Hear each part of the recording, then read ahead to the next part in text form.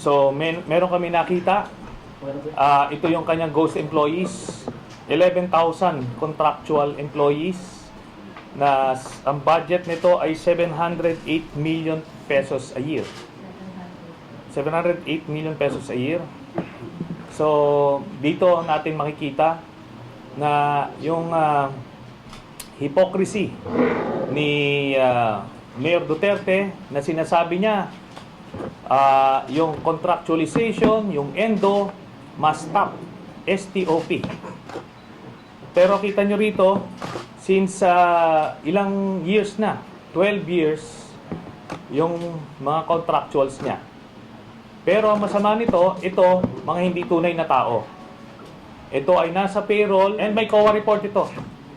Ang basis nito is a COA report ng 2015. Kaya sinasabi niya, ang dahilan lang niya, hindi daw niya kasalanan dahil sinusundan lang naman daw niya yung former mayor. Ang former mayor, ang pinalitan niya, si Sara Duterte.